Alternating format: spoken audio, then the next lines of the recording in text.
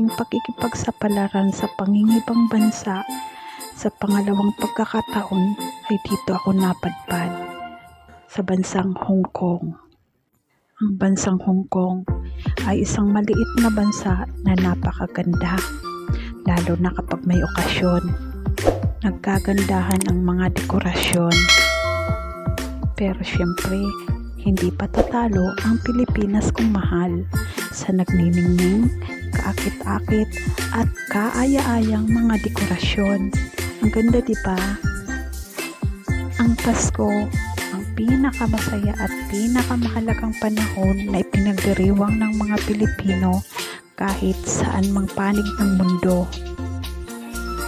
Dahil ang Pasko ay ang kapanganakan ng ating mahal na si Jesus.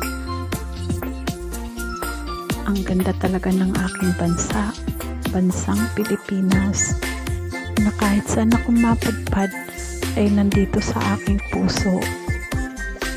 Pilipinas kong mahal na aking iniwan para sa aking mga pangarap sa aking pamilya. Pilipinas, ito ang bansa na pansamantala kong iniwan para sa aking mga pangarap.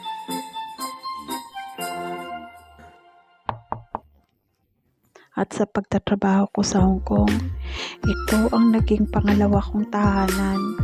Ang tulay na ito, ang kahabaan ng tulay na ito, ang aming pangalawang tahanan.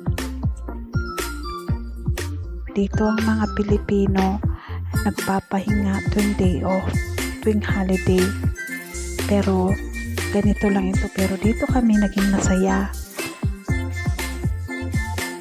At itong mga bahay-bahayan na ito, dito kami nakatira, dito kami namamalagi pagkat tuwing day off namin. Ginagawa namin ito pagkat day off namin. Dito kami nagsiselebrate ng mga birthday, Pasko, at kung ano-anong selebrasyon. Dito masaya rin kami. Kahit ganito lang, oo, mukhang nakakaawa pero hindi. Masaya kami dito.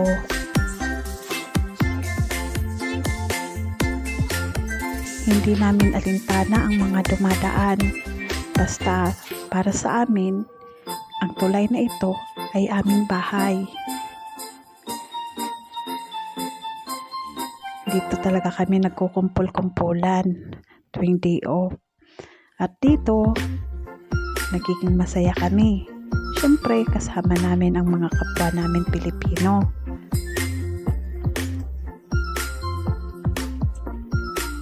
At may mga tinda-tindahan din dito.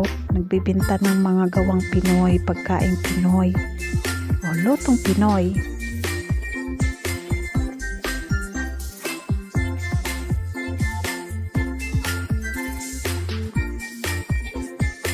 At minsan naman tuwing day off namin ganito, yung mga tira-tirang pagkain sa amin, dinadala namin at pinagsasaluhan para hindi na kami pumili sa labas.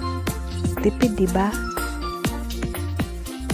Ganyan kaming mga OFW, nagtitipid para lang makapadala ng malaki-laki sa Pinas. Mas priority namin yung pamilya namin. Okay lang kaming magtipid basta may maipadala kaming malaki sa aming pamilya.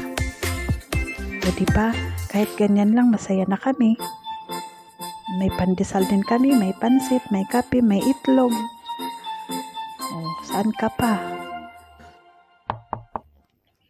Masaya na kaming pagsalu-saluhan yan. At may bagoong din kami.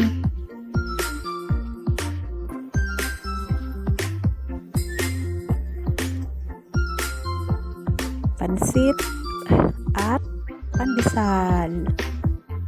Ayan. Masarap ng pandesal na yan. Malunggay pandesal.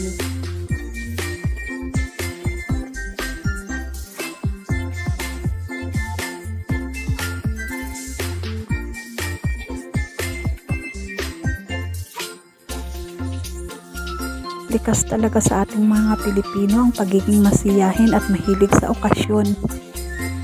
Hindi alintana kung nasa ilalim ng tulay o daan-daanan ng mga tao, daanan ng mga sasakyan dahil sa kilid ng kalsada at sa ilalim ng tulay. Okay lang yan, basta may masilungan. Tuloy ang saya, di ba?